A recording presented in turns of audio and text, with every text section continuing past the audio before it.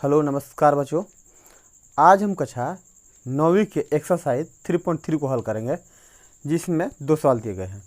तो आज हम सवाल नंबर 1 से शुरुआत करेंगे और कोशिश करेंगे कि आज ये चैप्टर हमारा ख़त्म हो। तो चलिए बारीकी से इस चैप्टर को हम सीखने की कोशिश करेंगे। हम अपनी जानकारी के अनुसार आपको बारीकी से सिखाने की कोशिश करेंगे। ठीक है, इसमें सवाल दिया गया है किस चतुर्थांश में या किस अक्ष पर बिंदु, ये हमें 4 बिंदु दिए गए हैं, 5 स्थित है, कार्तीय तल पर इनका स्थान निर्धारण करें। बोला कि ये एक हमारा तल हो गया, ये हमारा ऊर्ध्वाधर हो गया, ये हमारा क्षैतिज रेखा हो गया, और ये हमारे निर्देशांक दिए गए हैं। इन निर्देशांकों को इस पर चलना है और बताना है कि कौन सा निर्देशांक हमारा किस अक्ष पर पड़ रहा है या किस चतुर्थांश में पड़ रहा है। तो चलिए सबसे पहले हम देखेंगे हमारा क्या है, -2 और 4। तो -2 हमारा भुज हो गया, कोट क्या हो गया 4 ऊपर आ जाइए यहाँ पर, मतलब यहाँ हमारा हो जाएगा -2,4। नेक्स्ट है हमारा 3,-1, 3,-1, मतलब हमारा ये हो जाएगा 3,-1। नेक्स्ट है हमारा -1,0, मतलब यही हो जाएगा -1,0। ये हमारा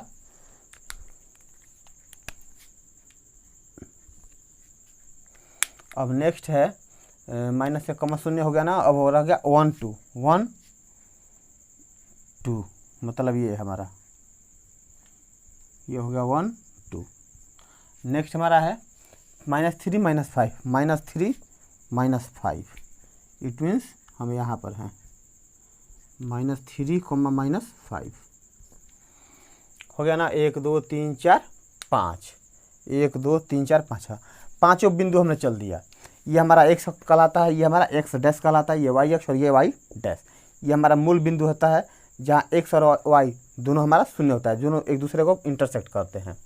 अब देखिए हमें बोल रहा है कि सबसे पहले क्या है -2,4, सॉरी पहला -2,4 हमारा किस में है, हमारा ये प्रथम चतुर्थांश हो गया, ये द्वितीय चतुर्थांश में है। तो यहाँ क्या लिखेंगे हम -2,4 द्वितीय चतुर्थांश में है, द्वितीय चतुर्थांश में है। अब सेकेंड हम देखेंगे, सेकेंड क्या बोला है 3,-1, 3,-1 कहाँ है हमारा 3,-1, ये कौन सा चतुर्थांश में है हमारा चतुर्थ चतुर्थांश में है। तो लिखेंगे 3,-1 चतुर्थ चतुर्थांश में है।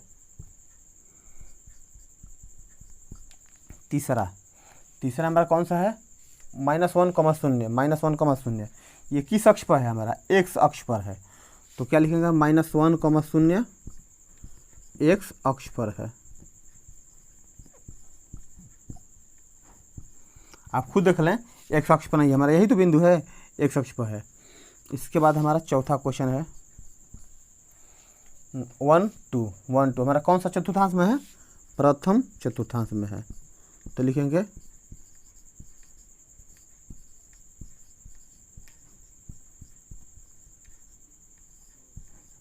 प्रथम चतुर्थांश में है।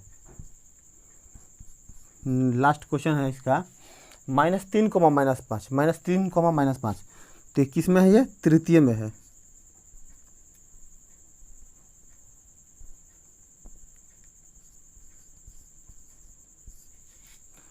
सॉरी पहले हम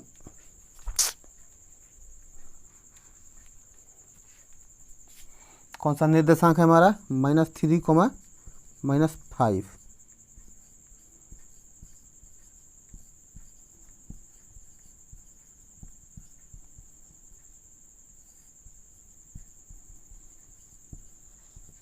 तृतीय चतुर्थांश में है, 5 यही क्वेश्चन दिया गया था। देखिए हमारा पहला क्या है -2,4, हम लोग इसको पहला चतुर्थांश बोलते हैं। ये हमारा सेकंड चतुर्थांश हो गया, ये हमारा थर्ड चतुर्थांश हो गया, और ये हमारा फोर्थ चतुर्थांश हो गया। तो अब खुद आप ही मिलाइए कि -2,4 किस में है, सेकंड चतुर्थांश में, तो द्वितीय चतुर्थांश में लिख दिया। 3, -1 3,1 किस में है, चौथा में, चतुर्थ चतुर्थांश। -1,0 -1,0 में क्या है हमारा, x अक्ष पर है। 1,2 1,2 का है हमारा प्रथम चतुर्थांश में, और -3, -5 का है तृतीय चतुर्थांश का है 3। तो यही इसका आंसर हो गया। हमें इसमें इस सवाल में बस ये बताना था कि सारे हमारे निर्देशांक जो दिए गए हैं ना, इसको कार्तीय तल में रखे किसी दो रेखा पर चलना है, जिसमें एक x अक्ष हो, दूसरा y अक्ष हो, और इन सारे पॉइंट को उस पर चलकर हमें ये बताना है कि जो सारे पॉइंट लिए गए हैं क्वेश्चन से, ये हमारे किस चतुर्थांश में पड़ रहे हैं या कौन से अक्ष पर पड़ रहा है। तो उम्मीद है कि सवाल आपको समझ में आया होगा, तो आप इसका स्क्रीनशॉट ले लें। अब हम सवाल नंबर 2 को हल करेंगे। ये इस चैप्टर का आखिरी सवाल होगा, सिर्फ 2 ही सवाल दिया गया है। हमें ये क्वेश्चन दिया गया है और बोला गया है कि इन सारे मानों को आप इस तल में ऊर्ध्वाधर और क्षैतिज रेखा पर चलें। बस करना क्या है कि जो भी वैल्यू यहाँ पर दिया गया है हमें इस पर चल देना है, और वहाँ एक पॉइंट दे देना है, एक नाम दे देना है कि इस बिंदु पर ये रेखाएं, ये बिंदु हमें मिल रही है। तो चलिए सबसे पहले देखेंगे -2, x का हमारा -2 है, तो -2 हमारे यहाँ पर है। y पर कितना बोल रहा है, 8 बोल रहा है, तो यहाँ पर आ जाएगा लगभग हमारा कहाँ हो जाएगा, अगर इसको हम यहाँ सीधे में लाएँ तो ये हो जाएगा लगभग, तो इसको हम लिखेंगे -2 और 8। कुछ नहीं करना है, बस जो भी यहाँ पर वैल्यू दिया गया है उसको हमें इस ग्राफ पर चल देना है। तो -2,8 हमारा कहाँ आ जाएगा, यहाँ आ जाएगा। इसके बाद -1,7 यहाँ पर है, तो आप इसको यहाँ पर चल दिए, इसको हम नाम दे देंगे -1,7।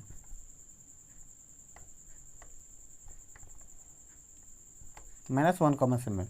नेक्स्ट है 0.-1.25। 0 तो हमारा x अक्ष और y अक्ष दोनों यहाँ पर शून्य होता है। इसके बाद बोल रहा है कि y पर हमें -1.25 चलना है, -1 यहाँ पर।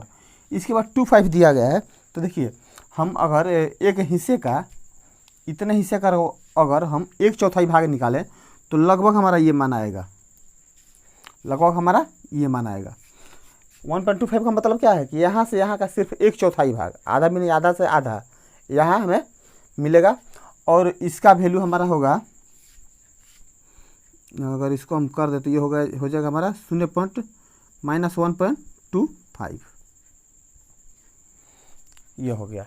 और नेक्स्ट है 1,3, x अक्ष पर और y पर 3, तो हमारा लगभग यही मिलेगा 1,3। नेक्स्ट है 3,-1, 3,-1, तो 3,-1 हमारा लगभग यही होगा 3,-1। अब इन सारे मानों को अब एक आप नाम दे दें। जैसे मान लीजिए हमारा ये पहला है, हमने इसको a नाम दे दिया, -1,7, ये दूसरा है, हमने इसको b नाम दे दिया, ये तीसरा है, हमने इसको c नाम दे दिया, ये हमारा चौथा है, हमने इसको d नाम दे दिया, और ये हमारा लास्ट है, हमने इसको e नाम दे दिया। अब हम चाहें तो यहाँ पर आराम से लिख सकते हैं कि बिंदु a बराबर क्या है हमारा, -2,8, b इक्वल टू क्या है हमारा, -1,7, c इक्वल टू क्या है 0, -1.25, d इक्वल टू क्या है 1,3, और e इक्वल टू क्या है 3,-1। तो ये था सवाल नंबर 2, बहुत ही सवाल हल्का था, तो आप इसका स्क्रीनशॉट ले लें। हमें उम्मीद है कि आपको सवाल समझ में आ गया होगा। हमने किया क्या है, जो भी यहाँ पर हमें हमें डाटा दिया गया है, इन सारे डाटा को, मानों को हमने इस रेखा पर चल दिया, वही हमारा उत्तर हो गया। तो आप इसका स्क्रीनशॉट ले लें।